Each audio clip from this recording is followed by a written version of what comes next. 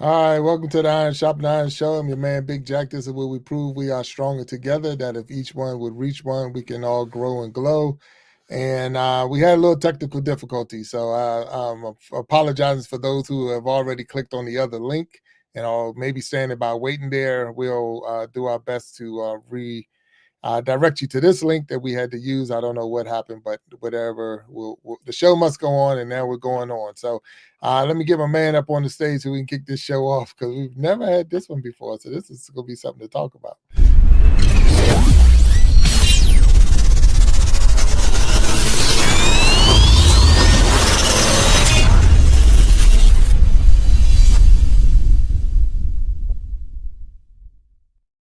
All right, my man, Walt Talks. What's going on, sir? My man, what's happening, Big Jack? Man, oh man. So it's the first of the month, Hey, the first Sunday or Wednesday of the month, and we definitely bro. had some Hey, technical man. difficulties. But hey, we got a wonderful guest today. I'm glad Absolutely. to have you here. I know your vacation is over. I Yes, believe your sir. vacation is over. Yes, Okay, sir. and I'm glad to have you here. And I'm excited. You know, as you tell me before, never let them see you sweat. So I'm Never doing let my them see you best. sweat, buddy. Never I'm let them doing see my you best, sweat. not to let them see me Mhm. sweat. But you Mhm. know, I don't like when things don't go Hey, right. man. Yeah, Sometimes life is just testing your resolve. yeah. That's Life all is it just is, be man. life, and Yeah, sometimes, life be life, and then you did fine, my man. So you did right. fine. We Yeah, appreciate it. We appreciate it. absolutely. We got a superstar coming on the Yes, stage, man. So sir. I'm Yes, telling sir. you, just the resume alone blew me away. So I'm looking forward to getting him up on the stage. And I would say this: we got to make sure we tread lightly with this guy, because I heard he's like a kung fu master or something. Oh, So I want man. to make sure Okay. we don't cross those paths with him, because of the fact that he might know a thing or two So on that level. Jedi So with mind tricks, huh? Okay, yeah, man. 100%. Yeah. Cool. Okay. Let's bring our guests up on the Let's stage, get and them. let's welcome them to the stage. So let's get them up here.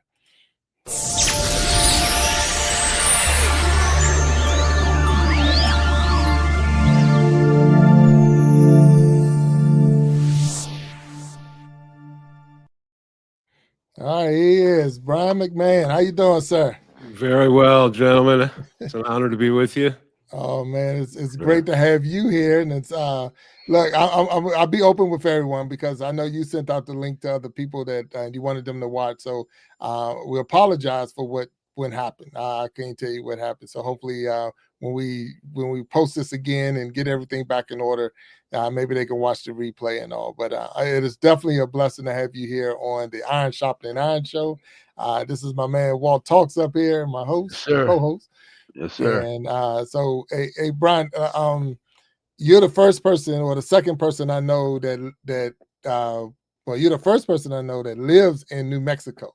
So I just want to say I've never met anyone who actually lived there, and I knew people that went to school there, but I've never met anyone who actually lived in New Mexico. So I'm curious about that. So how did you get to New Mexico, and then we can go into who you are and all other good stuff. Well, I went to college at St. John's College, and I did a year in Maryland, which is just east of Washington D.C. there. Yes, sir. And then my roommate said, "Oh, we should go to New Mexico," and so seemed like a good idea. And I came to New Mexico, and I haven't left since. I guess I ate the green chili, and then I'm hooked on it now. So All right. So wait a minute now. You say you went to St. John up in New York. Is that we talking about the same one, or is it a different St. well, John? no, this one was in Maryland, So St. Same. John's in Maryland. right across from the Naval Academy. Oh, okay. Wow. Yeah, Yeah, look. little school, little liberal arts school, about 300, Okay. 400 people, something like Okay. that. All right. Okay. So look, because I'm from Maryland, and Walt Talks is in Maryland. So Yeah. you threw me off on that one, because I'm like, wait a minute, St. John's. Okay. Yeah, we So, don't have any football team or anything like that. right. But you study Greek, and you read a lot of the classics. It's pretty much a great books program that comes out of the University of Chicago. Okay. All right. No problem. That's cool. So St. John in Maryland, across from the Navy Academy. So you're in Annapolis, Maryland. In Annapolis. Yeah, in Annapolis. And then you went to Maryland University, College Park, or is it a different? No, no. Then I just came out to Santa Fe, New Mexico, which is the second campus of St. John's, of the same St. John's. Okay, all right. Wow. And I did, and I went and I left and I came back, and at one point I left and I went back to Florida to get my black belt from my my martial arts teacher. And then I came back to Santa Fe, and I got to within one semester of graduating, and I saw the light, and I quit right then and there. Oh, wow. Okay. And then I ended up shortly after that. I ended up in living in a Zen center, sitting Zen under Joshi Sasaki Roshi, who was one of the Rinzai masters at the time. And so because I'd spent a lot of time thinking about thinking. And there's this idea that one needs to have direct realization of certain things. And that's that Zen idea, right down at getting hit with the stick. I never got hit with a stick. Oh, okay. I want to get that out of the way right away. Right. Okay. Oh, wow. So you said you was in Florida and you got your black belt. Yep. So in martial arts, or which was? Yeah, I started when I was about 12 years old, and I did Taekwondo, and I did what later we would call a robot action style. Really stiff. It was in the Chungdo Kwan. There's 9 branches of Taekwondo, and it was in the Chungdo Kwan.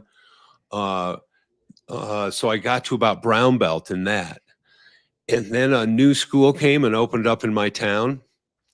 And I went to check it out, even though I knew my school was better, of course. And the guy who was teaching that was a 4th Dan black belt, and I had only been studying with a 1st Dan black belt.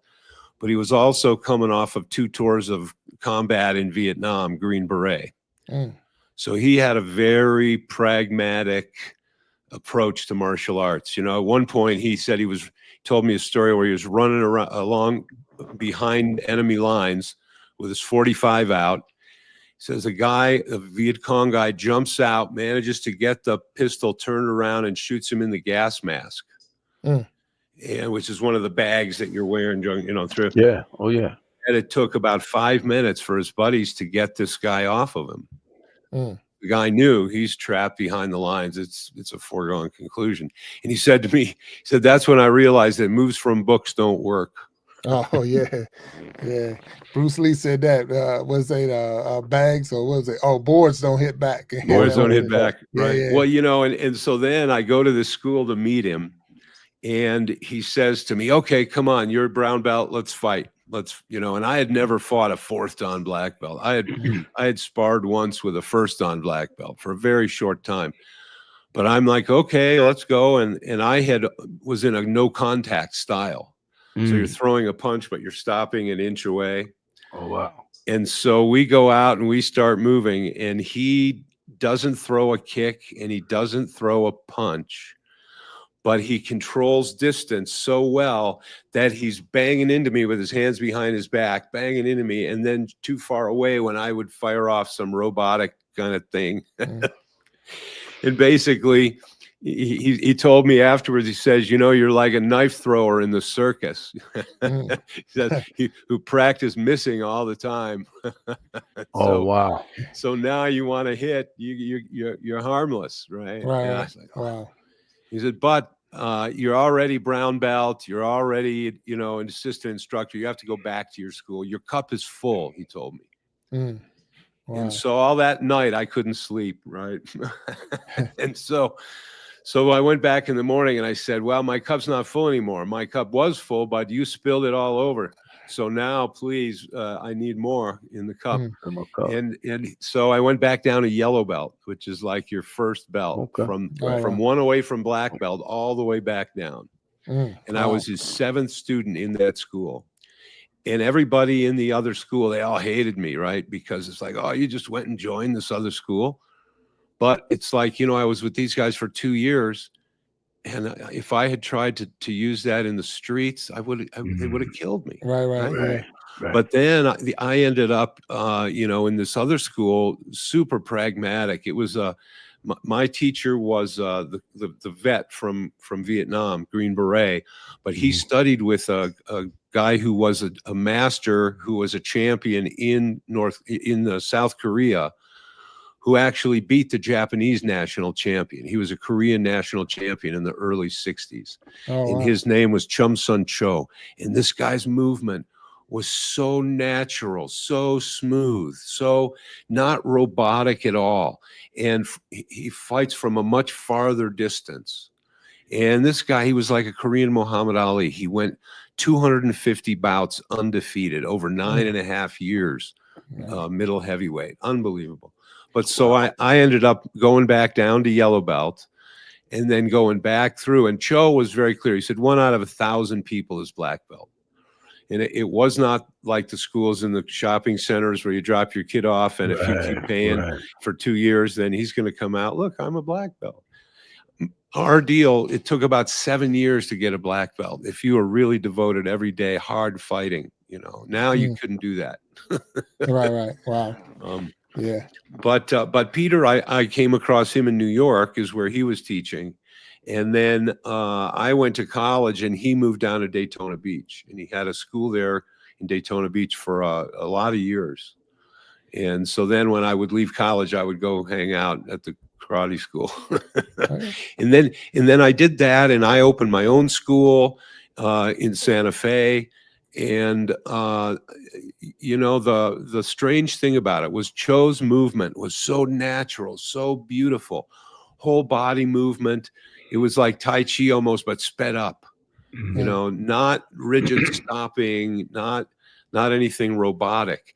But when it came time to test, we do these forms, and the forms came from Japanese karate originally, from Okinawa before that, from Southern White Crane Shaolin before that. And it had a lot of stopping and a lot of robotics in it. So I'm asking myself, why are we studying these forms that are so different than the way we move? And it's so different from natural movement. And then I read a book by one of the great masters of Shotokan karate, the man who followed the founder. His name was Shigeru Agami. And he talked about going to China and studying with the Tai Chi masters to find out why they did certain things. And I don't know if you're familiar with, but with Shotokan karate, there are these movements with a lot of heavy breathing. You'll see him go, and everybody wondering, what is that about? So we've always done it that way, and that's the way it was handed down. Well, the Tai Chi masters can explain to you what you're doing there. And so I thought, well, if these guys are going to the Tai Chi masters and the Chinese traditions, then I should just go straight to them. And I was in about my mid-30s then, and that's when I got involved with Tai Chi Chuan, and then finally Xingyi Chuan, which is about 800 years older than Tai Chi, and it's internal, but it's a hard style. Tai Chi is a soft style. And then finally I studied with a master from Taiwan who did Bagua Tsang. And Bagua Tsang is where you walk in a circle, and they say it's like a swimming dragon. So they call these the three sisters, and they'll say that the Tai Chi is the gentle way, and Bagua Tsang is the clever way, and Xingyi Chuan is the brave or foolish way, because it goes right in the middle. Or they'll say that that Tai Chi is a rubber ball, and Xingyi Chuan is a steel ball, and Bagua is a wicker ball. So the Bagua guys were the mysterious ones that they say would imagine miraculously end up behind you. Whereas the Xingyi's based on 5 elements. So you have metal, which splits like an axe. You have water, which drills like a whirlpool. You have wood, which bends and expands like a bow. You have fire, which compresses and then explodes like a cannon. And then you have earth, which splits like, I don't know, like what, but you get the idea, right? Gotcha. And so So you learn these elements, right? So for example, the first one is metal, peach one, and that's for putting the energy inside my body of this striking down like you hit with an axe. Mhm. But then when I double it, it becomes tiger. And tiger is what you would use to apply to an opponent. Or if I take peach one, but I go way up high with it with a kick and I go way down low, stooping way down low, then it's dragon. So you have 12 animals that come out of these 5 elements. And the animals have different qualities. There's monkey and there's snake and there's chicken and there's like they call it a tie bird. And so it's fascinating, but it's only one of the internal arts. And so internal arts are kind of a fascinating type of martial art. Wow. Yeah. Just listening to you talking and you saying you went through the 3 different styles. So you went to the 3 different, so you're like, if you listen to almost like super, you know what I'm saying, you have 3 different styles all in one. Well, I went to those after 4th Dan black belt. I was given a certificate for a 5th Dan black belt, but I never hung it up because I was sort of changing lineages. So it's like, what does it matter? So let me ask you this. You mentioned Shotokan karate, right? Shotokan, yeah. Shotokan. Okay. So does the name Grandmaster Ki-Won Kim ring a bell? You ever heard that name? You know, when I was in New York, I knew some high level Shotokan people. But that was back when I was a kid, which was a while ago. So the reason I ask you, because my godfather is a grandmaster. His name is Furman Marshall. Oh, and okay. He trained under Grandmaster Kim. When he came to the United States, he opened up a place up in Silver Spring. Okay. And then my godfather, probably about 6 or 7 guys spread out from his teaching, and he ended up opening a dojo, Simba Dojang, in Washington, D.C. And man, as a kid, I never got into it, always wanted to, and just never did. But and then when Bruce Lee came out, and he was telling me, "Oh man, that's what he said. That's acting."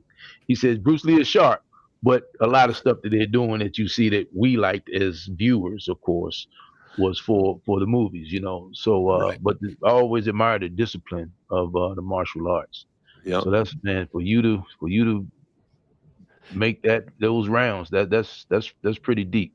And to remember all that stuff is pretty deep. To remember the different styles, and keep them in check, so to speak. Yeah.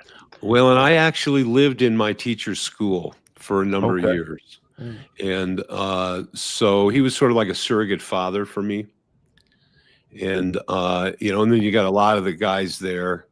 And that really helps your momentum, to try to do it alone. I'm going to do this in my garage from movies or something like. You need other guys to push you, and you need a teacher to push you. That's because iron sharpens iron. Exactly right. Exactly right. Yeah. So Brian, I see on because I see that. I like how you did that. Yeah, you see how you threw it in there. That's a good segue into it. Yeah. So we want to welcome everybody that's that's coming in, and I know we had our little issues this before the show started. I'm gonna be disclosed. I don't know what happened, but I'll take the credit for it happening. But I know that Boss B is out there dropping links for those who are going to the old thumbnail and trying to find what's going on here. So, but we're having a good conversation. We got Brian McMahon with us, and he just discussed. I mean, he was naming off of arts of kung fu and martial arts and all that I've never even heard of, and I'm not going to act like I heard of it. So, and I appreciate that what you're saying. But I've seen that on your not say application, but that it said that you were at one time, and I just wanted, because you mentioned surrogate, but that you was an orphan. So it said that you were an orphan, okay, and you said an outsider. So can you explain a little bit about that? Like say being a Well, one of the other threads that has sort of been part of the Kung Fu thing has been, I started working with kids that have developmental disabilities. And a lot of the stuff that we would practice through would actually sort of help these kids jumpstart their coordination if they were a little slow here or there. Mm-hmm.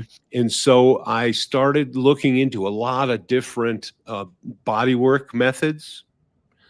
And I ended up with studying with a woman from what they would call Reichian therapy, which is not Reiki.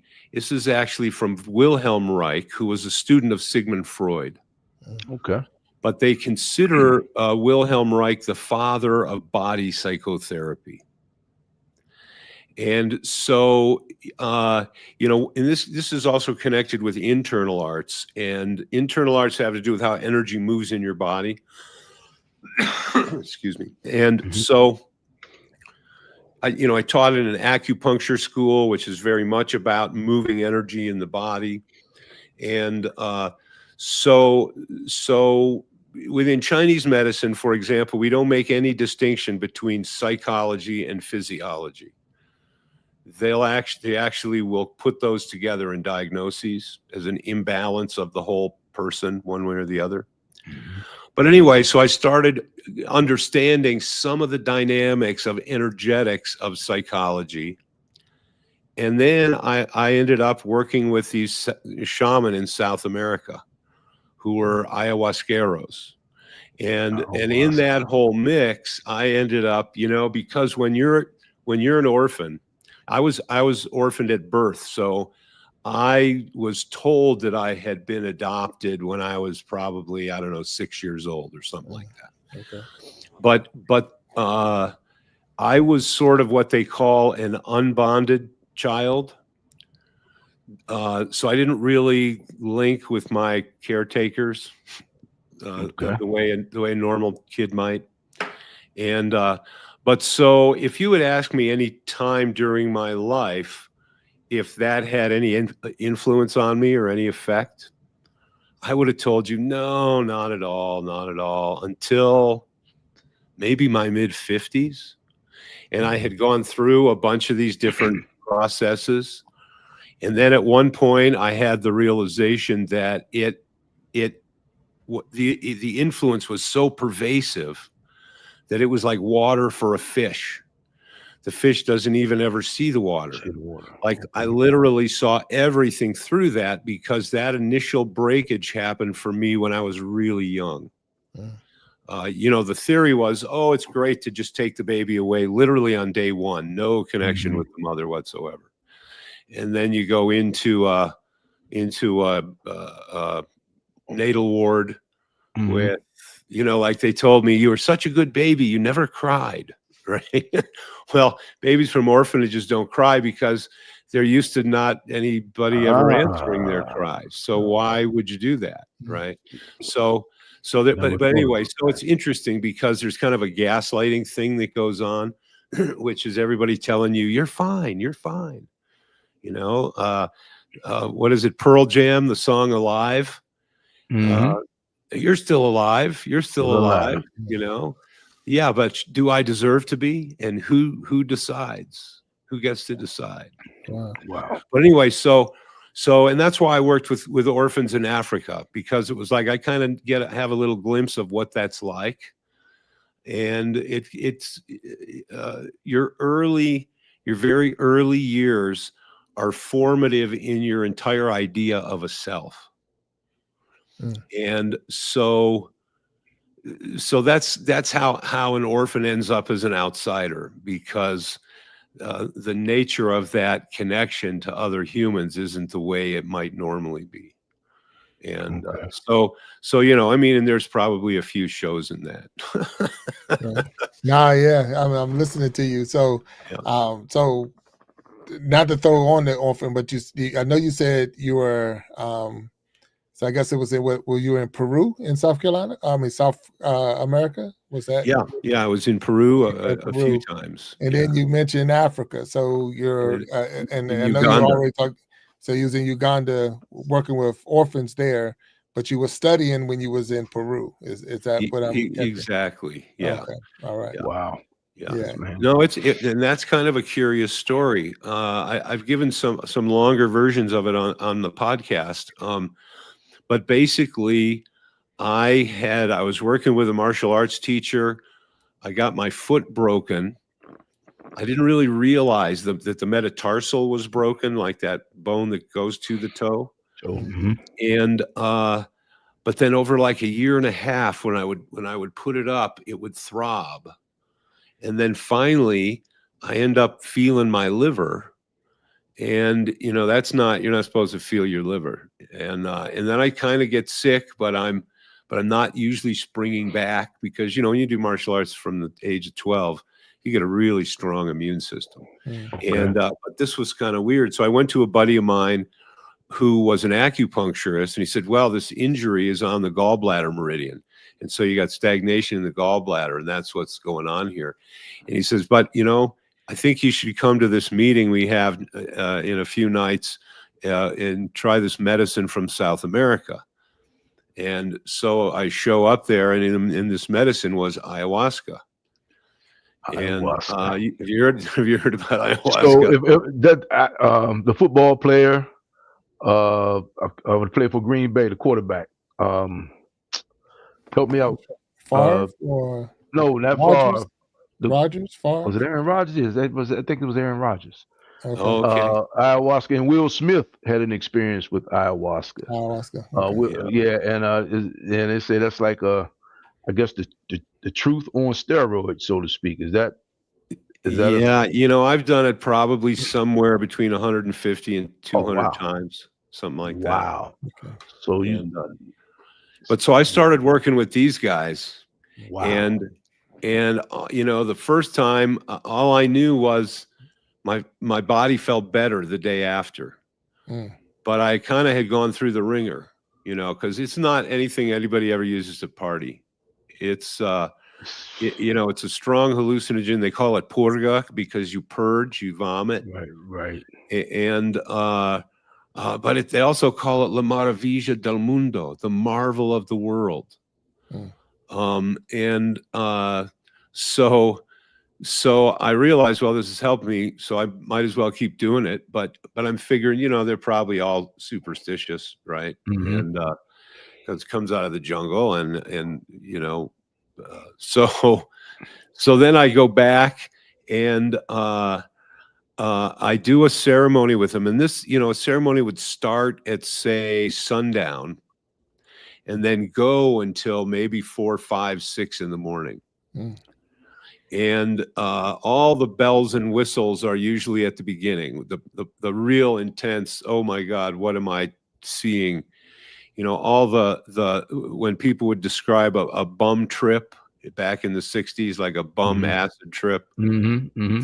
This is usually when that would happen, is in the beginning.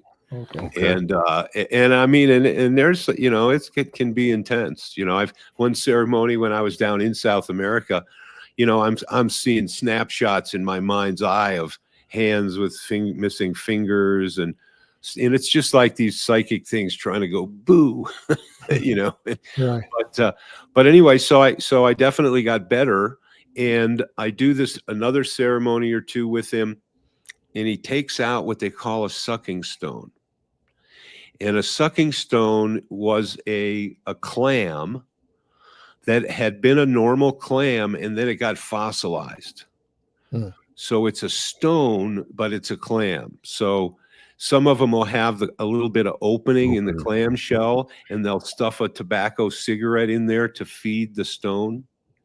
But so basically, I'm in a ceremony again with him. You drink this stuff, the lights go out, they start singing songs. These songs are like magic songs they call Icaros, which are an amazing thing. And these Icaros call different helpers, right? But and I'm like, yeah, whatever, sure. Because, this is just how they say it what do they know, right? They're just jungle people, right? So so I go and we do most of the part where the bells and whistles, where it's all dramatic. And then he comes to work on me specifically with his helper. And he takes this stone and he puts it on the foot where the original injury was. And he starts moving the stone up my leg, up my leg, up my leg, and he hits my liver. And all of a sudden, I am like, whoa, like what they would call mareado, like seasick. And I'm feeling hot and I'm feeling cold and I'm vibrating like when you have the flu and you're just really, really cold and hot. And I ask, can I lay down? And he goes, yeah, lay down. So I lay down. They keep that stone on my liver. They sing this song for probably 20 minutes, something like that. And then he says to his apprentice, he says, good work. And they pull the stone off, and like a light switch, I'm not hot and cold anymore. I'm not vibrating. I can sit up. I'm not seasick. Like, WTF, right? What's going on here? And so by now I'm like, okay, it's helping me. And it's not like I'm going to go to a doctor with this, thing. And I started working with these guys. And then I didn't get it finally cleaned up. I worked with them for probably close to 10 years before I could afford to go to Peru. And when I went down to Peru, I'd worked with a couple guys that had worked with him as apprentices. And when I went down with him was when I got what he would call his marca registrada, his registered trademark to lead ceremonies. But so yeah, it is a phenomenal thing. La Maravilla del Mundo. It's one of the marvels of the world. And I had it on one occasion. I was at a wedding. I performed a wedding for people, and I sang one of these songs as a blessing. And Ram Dass was in the crowd, and he came up to me and he said, "I know about ayahuasca." Right? And so I got a chance to sit down for about an hour and talk with him about tripping on hallucinogens, basically, with Ram Dass. Like, but so I asked him, I said, how come you didn't go talk to the ayahuasqueros down in South America? And he said, we went down and we tried, but they always just kind of figured us as, those first worlder types, and they would never come out of the woodwork.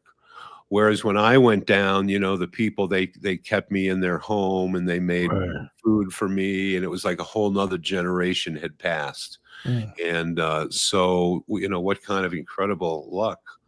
Wow. Yeah, pretty amazing stuff. But so then when I got his marca registrada, I still had a way to get medicine from South America. That's a big hurdle. And but I worked with people that were heroin addicts and speed freaks and people that had been abused and every different kind of thing, as did my teachers down in South America. And the one teacher that I spent the most time with, his name was Jorge Gonzalez. He's a PhD and was a president of the university down in South America. And, I stayed at his house, and people would start lining up at about 3:30 in the afternoon, and he'd come back from the university at about 5, and he'd just be seeing patients. And some he'd give vitamins, and some he'd give herbal medicine, and some he'd give a card of a reference to go to Lima and see a cardiologist. But he dealt with psychological things. Oh, my son, what do I do about him? To very physical things. And it was fascinating, really fascinating. I laughed. I'm listening to the story and I'm fascinated by what you're saying. But Sharon Jackson in the chat said, don't try this at home. So don't go out there going to get no clams and start putting it on your body and singing songs. And This is don't try this at that, home. So and I'm kind of I'm typically considered a pretty liberal person, but I'm very conservative about that. You're not going to figure this out in your backyard. Right. And, it's like the jungle. Like when I first started doing this, there were some things that regularly would show up and would punk on me. And then after I went through all this training years later, and I was working with someone, and one of these same things came up and punked on me.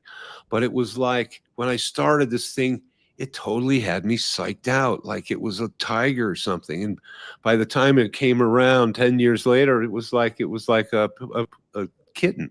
You know, it was like, no way could this thing, and it was taking my lunch money regularly in the beginning, right? Right. but so there is this curve, this growth curve of kind of learning how to do it. And you know, the songs are connected to helpers. So, you know, I've described this before. When you're doing these ceremonies, it's basically what a person would see is people sitting around in a circle and one guy singing these songs. And maybe he would blow tobacco smoke. Maybe he would get up and dance. Maybe he would have like some beads that made an interesting sound when he danced. They call it shakapa. Maybe he would take agua florida or a brew of herbs into his mouth and like and do a aerosol on a person or across the room. He might do the same with tobacco. He used a lot of tobacco. And but what's really going on is he's not saying, well, like a musician at a restaurant, say, well, first for my first set, I'm going to sing this and this and this. It's like, this is much more like you do what we call calling. So the room is dark. The medicine is just coming on. And you might see, you know, like tracers, but then you hear the shaman and the apprentices, they start making little sounds, like little bird sounds, or flapping of wings, you know, or, you know, like what they say is these are the sounds that the animals in the jungle used to call to their babies. And so you basically call, and, you know, if you're the shaman and you're running the show, you call for a while, and then one of the many different ikaros that you know will just sort of start as a rhythm in your head. And you might just do that like with your breath, like a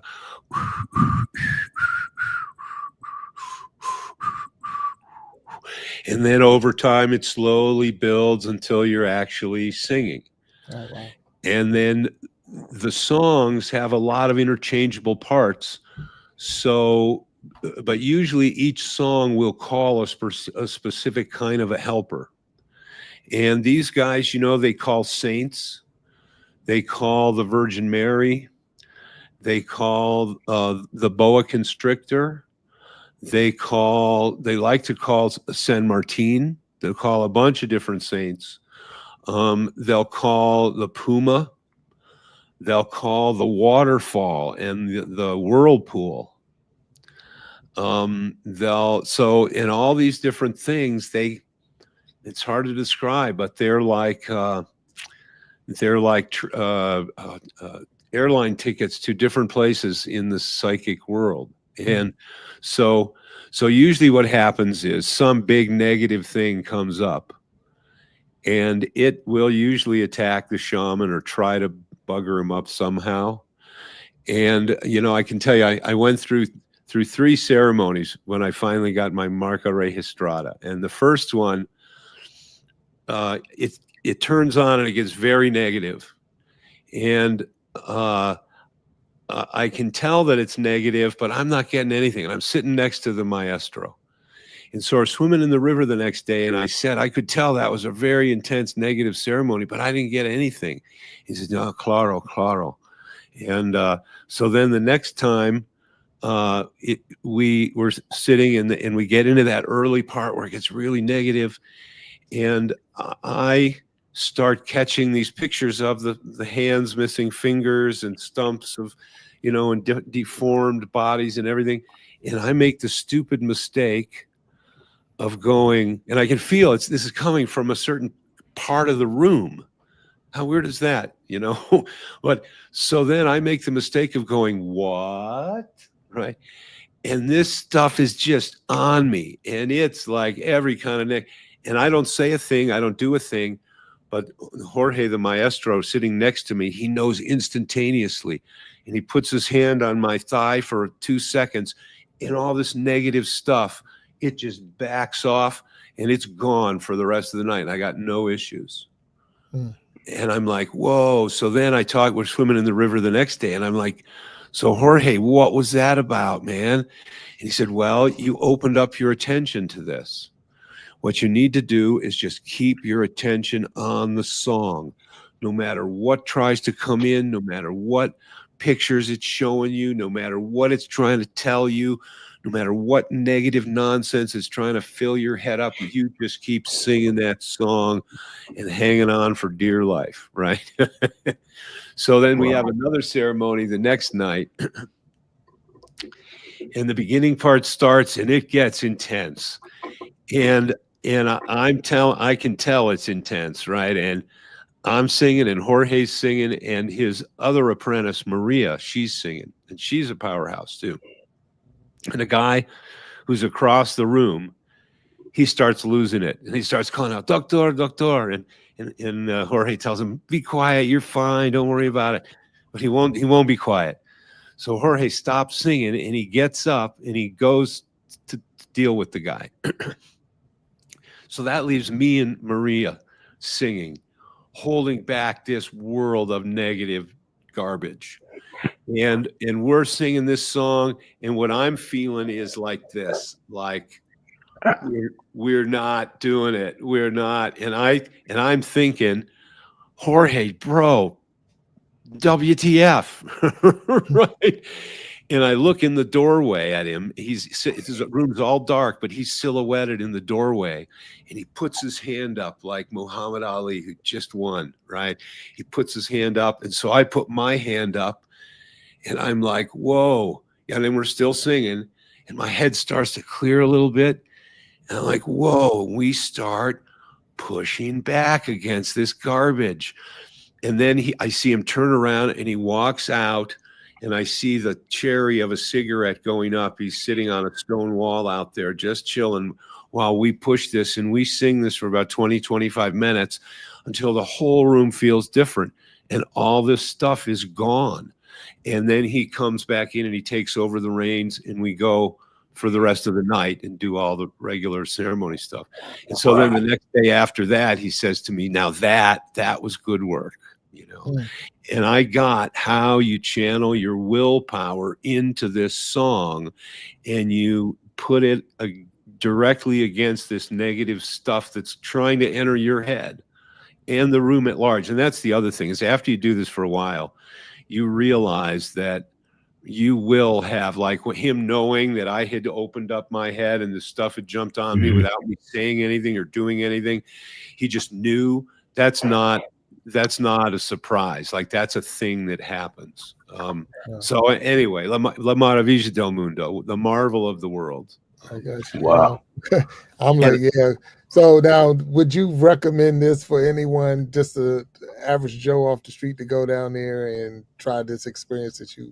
Well, you know, it's interesting. I had a fun story about that where I was on a site online that was about ayahuasca, and I started talking with a guy who had been OCD his whole life.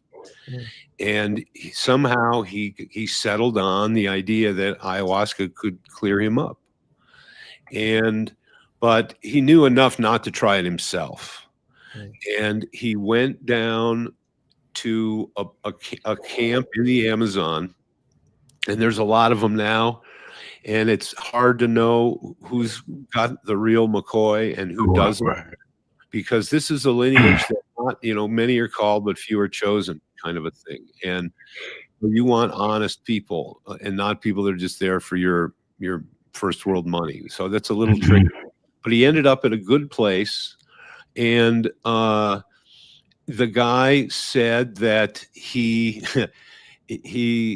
laid down at one point and he felt that there were these people up by his head, but there weren't any people there. And he asked them, who's up there? And they told him it was the Doctorcitos.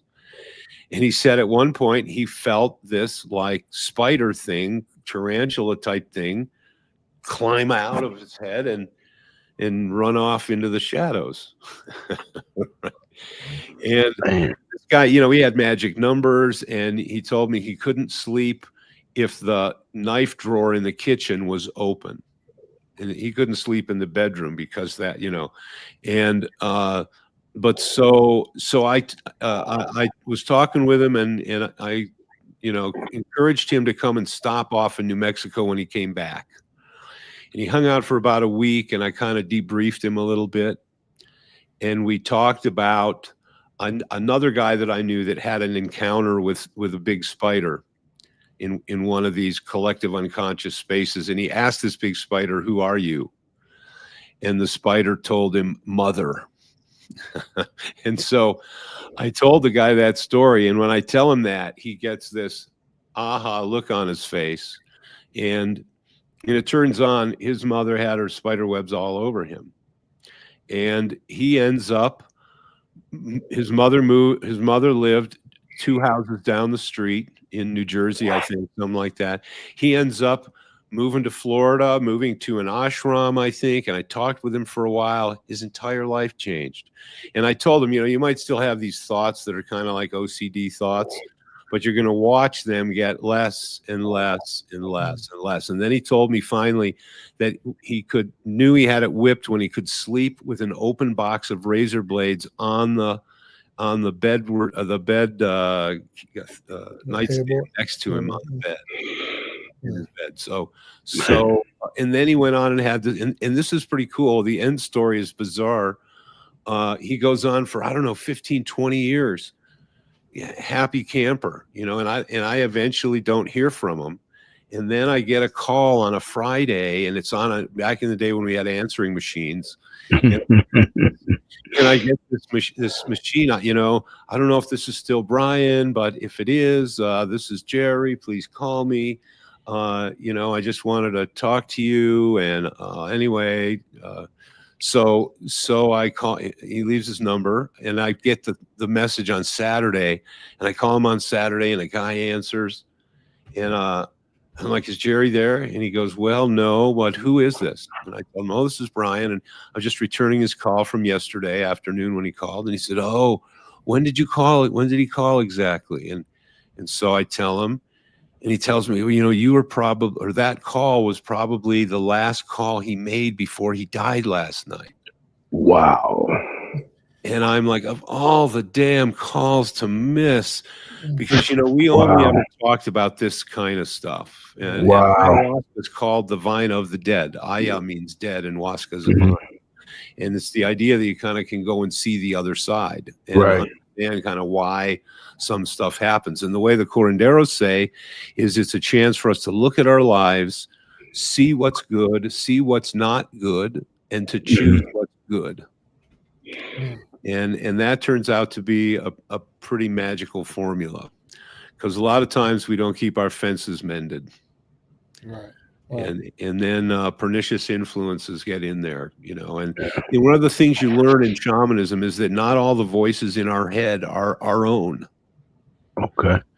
Like there are some things that these are just like creatures that swim in the human mind, come from the collective unconscious, I guess. And they kind of wanna, there's some, for example, that in one ceremony, I'm looking and I'm having a reverie all about my life, but it's like the narrator is super negative about everything. And then I finally realized, wait a minute, this is not me. This is not my life. This is not how I think about my life. Over there. And here's this mind parasite or whatever. And it wasn't one of the kind that got in your face and went boo. It was the kind that cast its influence across your perception of the world. And it made the world look a certain way to you because of the way. And I realized, there's some people, that's what's going on with them. Now I get it. Why always the same thing comes out, no matter what you put in. It's one of those. And, so I was trained as a psychotherapist with this body psychotherapy. And then I went and got the South American side of things and to try to understand the energetics, because the South Americans work very much with your body. And but also, of course, with the mind and unlike anything else in the world, man. And it's old. This is one of the things that they've been doing. They're maestros of herbs. And I mean, there's every kind of herb, and they found the two that you mix together that you get this effect. Right. Wow. Yeah, it's definitely fascinating to hear. It's I'm not even act like I've heard it before, even heard Yeah. that. So listening to you talk about it, and you know, in my mind, I'm sitting there like, why would you put yourself in that situation? Why would you even go there? But at the same time, like you said, the person with the OCD and things like that, if there's a way that can help you, Yep. then why not? So I could see where some people would make that journey. So I'm looking at, do you feel that you might have made that journey because of, I say, with martial arts and all that came into play, because you were able to, you know, was that had to be martial art was first and then you went. So did you feel because I had the discipline and the strength and the fear, lack of fear, and all those other things in your favor to make you make that type of move? I mean, I'm more Well, trying you to. know, it made sense for me because I had this thing going on with my body, and that was the only thing that seemed to get any result at all. It was a mystery up until then. And it was this maestro Jorge who did the final bit to clean up my leg and my, you know, and then my problem went away forever. So it was like, which is a common theme. A lot of that was the deal with Jorge too. A lot of times they get brought into the path of shamanism because you have something happen that only the shaman could fix your butt. Mm, And they, you know, that's what Jorge's story was. He was a PhD candidate, and he was doing research in this town of Iquitos, which is where the Amazon River officially begins. mm, And so all these other rivers come together and meet at that town of Iquitos. And so education was kind of a new thing, and he was a PhD in education or going for it. And he starts to do research about the impact of education on this culture of prostitution, which was very rampant in Iquitos. And so naturally, he's got to interview a lot of these young ladies. And he's a young college guy. He's, you know, candidate for PhD, so he's pretty hot property. And so he gets involved with one of these young ladies, and she knows that he's probably not going to marry her because he's got such this great potential, and she's, you know, just kind of living in the jungle. So she goes to a shaman and tells him, you know, I need a magic formula to make him fall in love with me, mm, and then you know, I'll be in good shape. And so he's like, oh, got it, okay. Does it up, gives it to her. She invites him home and cooks a fish for him, and a nice big fish. And she said, put this inside his fish, right? And so he goes there, and he specifically said, he told me, he specifically said, oh, this is the biggest, best fish. It should go to your father. Your father's the head of the house. He should have no, no, no, no, no. This is Jorge. Oh boy. So he eats this fish, Oh and man. lo, it comes to pass, he gets really sick. mm, And she realizes, wait a minute, he's not supposed to get sick. He's supposed to fall in love with me. What's going on? What went wrong? She goes back to the old shaman, and she says, what's happened? He's sick. He's not falling in love. He's fallen ill. And the old shaman was like, I thought you wanted to kill him. I thought that he had slighted you. But anyway, I'm on my deathbed and I'm not going to be around long enough to fix this. Oh But wow. you're going to need somebody who's got this much, you know, power to undo the deal. mm, And so he ends up, and then he dies, right? So they go Wow. and they tell him this, and they're like, we screwed up, you know, and now he's really he's got an issue. And he ends up working with finding this other shaman who was a mestizo old guy named Don Salon, who had only one eye, and he had actually learned with the Native Americans down there. And I knew people that did get a chance to do ceremonies with him in his later years, and he was amazing. You know, people say like they drink the medicine and they're not seeing anything, and he'd come up and ask them, are you seeing anything? They go, no. And he'd touch them on the forehead and say, now you are. And sure enough. So he was a maestro of the purga. Maestro. Into his 90s. And Wow. but so Jorge had to basically live with him and go through this intense program to get saved from this Brujo's bad mixture. Oh, wow. And during that time, that's when he became the apprentice, because he had to follow him everywhere. He had to do everything he did. He had a lot of purga drinking, which is not easy. I have to say it's up there with some of the hardest experiences that I've ever had. I never went into it saying, "Oh, this is going to be a breeze. I'm just going to go in there and kick ass," because I've been in ceremonies where I was on all fours, pushed to the ground for 6 hours. Wow. Yeah. And so it's not for the meek. Like in Peru, when he would tell a Peruvian, "Okay, I want you to come to this ceremony," they were not happy about it. They wanted a medicine, they wanted some herbs or some they take. They did not want to have to go and do a ceremony because they knew what it could be like. Right. Whereas Americans, they were like psychotourists. Show us, and then after a while, you're like, "Okay, I got it." Wow. But no, I did that for quite a while. I got my certificate from him at Shamanismo.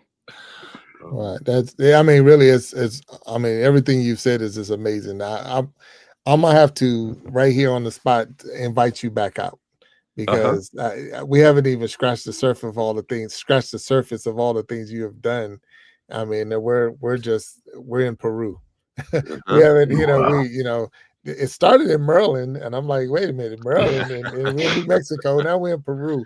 So, and Brian, I hate to cut it short. I would say cut it short, but I know we have time and this, but I want to invite you back 100%. Sure, absolutely. And it won't be that long. I want to get you back because I'm fascinated on what, and I know, I have people that's in the chat and they already talking about following you and going to your page. And I know you're the host of Fools and Sage podcast. So we want to make sure that we drop that link, and the link's been dropped for sure. And I see Brandon of Palm Beach is out there, and Patty and Sharon Jackson, all of them. So there's different people, but check out your channel, check out your podcast. But I want you back on this show so that I can get to learn more about you, because this has definitely been a great experience for me.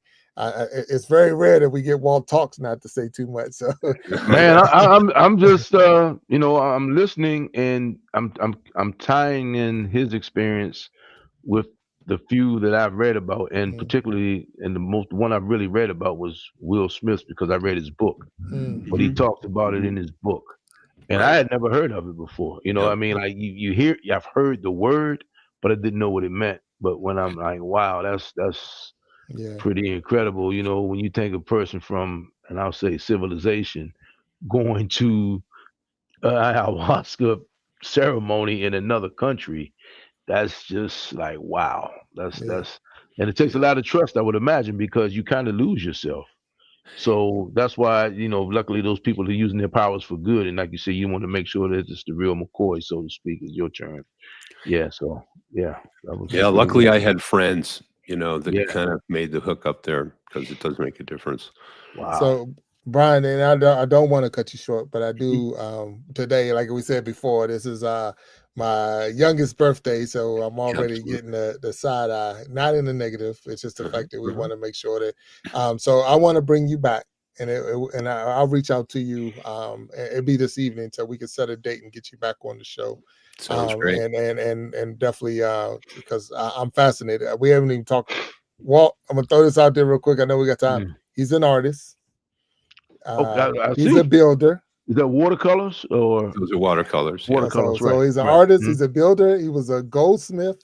So there's so many different things I want to learn about. So I'm gonna have to bring you back on here so I can get some of this, some more knowledge. And I definitely today you have definitely hooked me up, and I feel sharpened.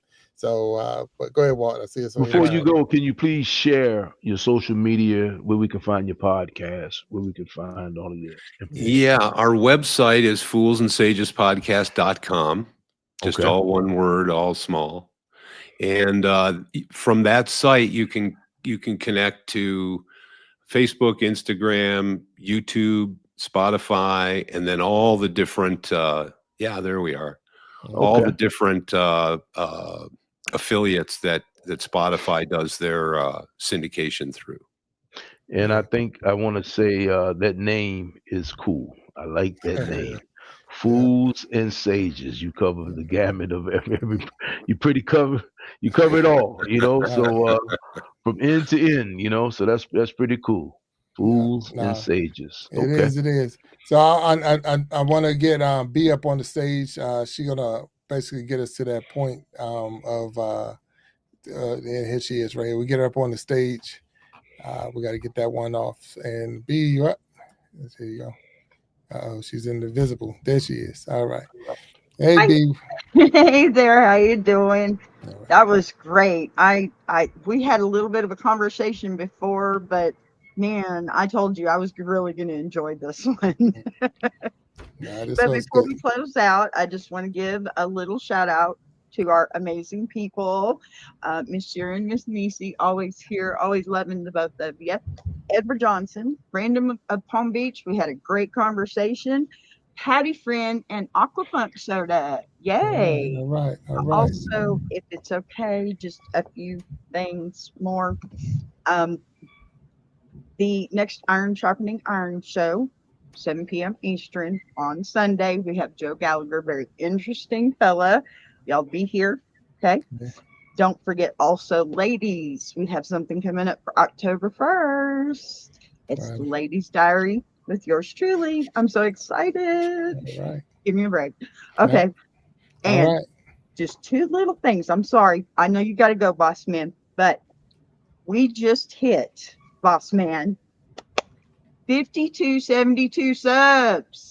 Oh, wow. You guys are amazing. Thank you so much for coming and doing what we need you to do here and being there for us. 2,572 subs. Okay, very cool. 25 and 100. I was about to say 52. I'm sorry, did I say something wrong? Look, I had to look myself. I'm doing two. Okay, I'm doing two. Okay. 2,572.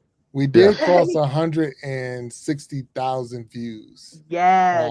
So yes. 160,000 views. And we have 3 incredible live loops that y'all should definitely go watch. Make sure you let us know if you like the music, if you like the live and everything.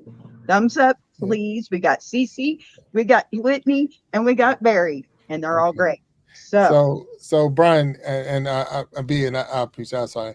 But Brian, normally after the show, I'm gonna ask you to hang over. We'll close this out and hang behind, talk with us if you can do that just for a little bit. Sure. And but for everyone that's been here, thank you for supporting us. Thank you for helping us cross 160,000 views. Thank you for helping us cross that 2570 mark as far as subscribers. And we're building the watch hours every day, so the loops are running and all. So come out there, make sure you hit those like buttons. Go visit Fools and Sage podcast. And looking forward to getting Brian back up on the stage. We just scratched the surface, so you got to come back and check him out for sure. But until next time, it'll be Sunday. For the Iron Sharpening Iron Show, 7 p.m. Eastern time. And until then, you have a great rest of your week, and we'll be talking to you shortly. Brian, hold back, please. Thank you. Brian, nice meeting you, sir. Good to meet you also, sir. Yeah. Yes, sir.